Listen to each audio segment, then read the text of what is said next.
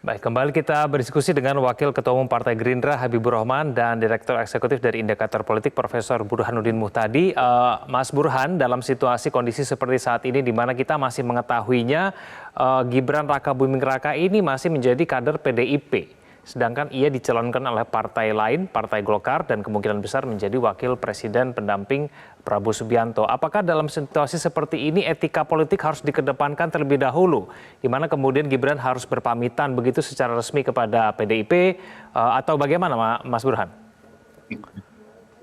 Ya, begini ya, memang tradisi kutu loncat ya itu sesuatu yang kadangkala dianggap wajar dalam politik di Indonesia yang relatif nir ideologis. Tetapi kepatutan dan etika politik sebaiknya dikedepankan. Dan saya kira Mas Gibran tidak keberatan kalau misalnya ada rencana untuk pindah partai, beliau tidak akan segan untuk meminta izin ya kepada Ibu Megawati Soekarno Putri. Nah, pertanyaannya Ibu Mega dan elit PD Perjuangan bersedia atau tidak untuk menemui Mas Gibran kalau misalnya niat untuk pindah partai itu akan disampaikan. Nah, ini lagi-lagi it takes two to tango. Untuk nari dansa atau tango itu butuh dua orang. Kalau cuma salah satunya yang punya itikat baik ya sulit.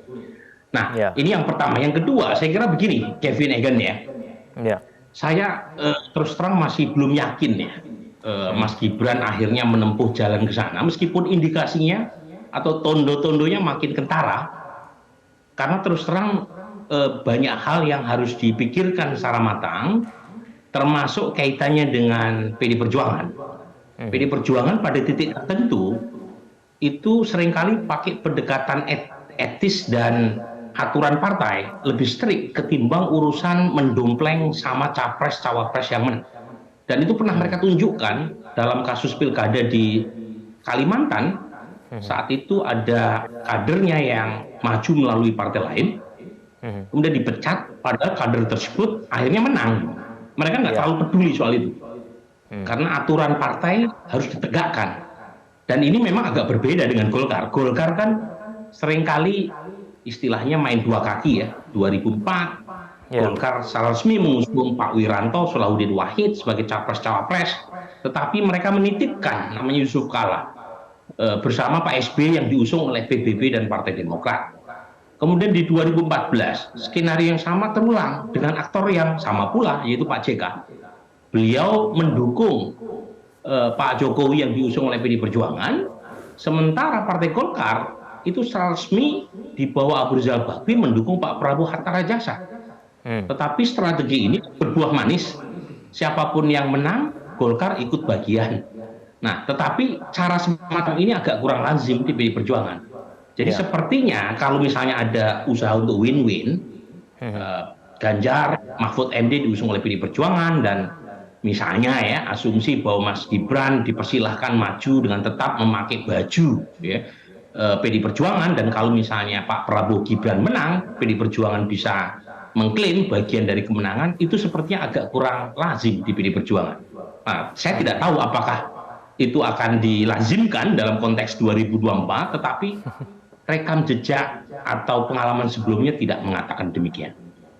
Mas Burhan, dari surat tugas yang beredar di media massa dan media sosial bahwa Gibran Rakabuming Raka ini ditunjuk menjadi salah satu juru kampanye dari Ganjar dan Mahfud. Tidakkah ini menjadi sinyal sebetulnya bahwa PDIP tidak menyetujui apabila kemudian Gibran nyebrang begitu ke Partai Golkar lalu kemudian dicalonkan oleh partai lain menjadi calon wakil presiden, Mas Burhan? Pertanyaan Kevin Egan ini tajam ya, tanpa melukai. Jadi gini, memang itu luar biasa ya kalau kita menyaksikan pemimpin politik yang punya latar belakang Jawa dalam memainkan bidak caturnya, itu selalu digunakan namanya politik pasemon. Jadi politik pasemon itu pakai simbol, pakai kode, sesuatu yang tidak dikatakan secara verbal. Karena dalam politik seringkali yang punya makna adalah sesuatu yang tidak dikatakan ketimbang dikatakan. Nah, Ibu Mega, Mas Hasto, kemudian Pak Jokowi, itu adalah Pak Prabowo juga, meskipun dalam kadar tertentu mungkin Pak Jokowi dan Ibu Mega lebih kelihatan Jawanya, itu memainkan politik simbolnya, politik pasemonnya itu dengan high context yang tidak mudah dipahami orang, tapi kena. Ya. Memang adu kuatnya itu butuh kesabaran. Jadi sepertinya PDI Perjuangan, Kevin, itu tidak mau dianggap oleh publik mengeluarkan Gibran. Meskipun kalau kita lihat ada banyak semacam bahan yang lebih daripada cukup ya untuk memberi sanksi yang keras kepada Gibran. Ya. Misalnya Pak Murad ya, Gubernur Maluku itu kan dipecat gara-gara istrinya masuk melalui caleg PAN. Nah, untuk khusus Mas Gibran itu lebih halus mainnya. Ya, dia tidak mau mengeluarkan, tetapi Mas Gibran juga diekskomunikasi. Sempat diundang, tetapi nggak jadi undangannya untuk ketemu. Jadi ini adu kuat, ini politik pasemon ala Jawa yang buat kita itu tidak bisa dengan mudah membacanya, apalagi yang tidak punya latar belakang Jawa. Nah, pertanyaannya sampai kapan adu kuat ini? Karena kalau Mas Gibran mengeluarkan diri sendiri, itu stempel pengkhianat langsung dikeluarkan dari PDI Perjuangan kepada Gibran. Tetapi kalau misalnya Gibran menunggu untuk dikeluarkan, sepertinya tidak akan PDI Perjuangan melakukan itu. Jadi sekarang mulai dicicil tuh strategi PDI Perjuangan, sebelum Mas Gibran datang ke acara Rapimnas Golkar, dikeluarkan tuh SK Mas Gibran bagian dari Jurkam Pak Ganjar dan Mahfud MD. Jadi nanti kira-kira framingnya adalah udah dikasih tugas oleh partai, kok masih main-main di luar sana. Nah itu yang kira-kira pesan yang ingin dikirimkan oleh PDI Perjuangan dengan mengeluarkan atau menyebar SK Jurkamnas Gibran buat Mas Ganjar Mahfud. Oke, Pak Habib, Partai Gerindra tidak khawatirkah dengan mencalonkan Gibran sebagai pendamping Prabowo Subianto ini akan merusak hubungan antara PDIP dan Partai Gerindra?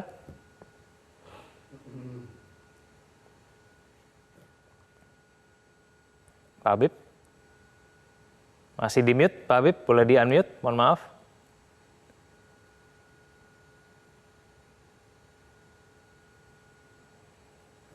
Halo, Pak Habib, suaranya belum terdengar.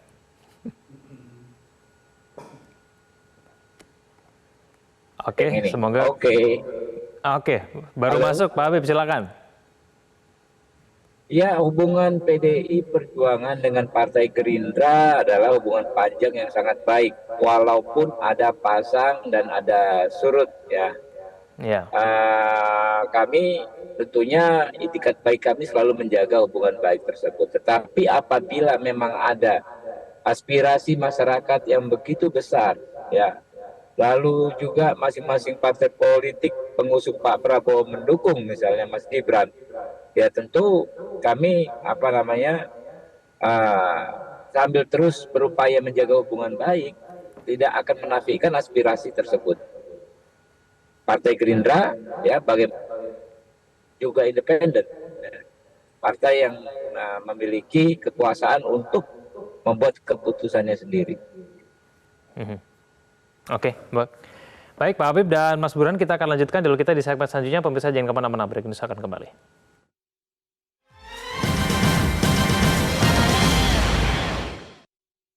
Hari ini kami akan mengulas dan merangkum perkembangan ekonomi. Jelajahi cara baru mendapatkan informasi. Download Metro TV Extend sekarang.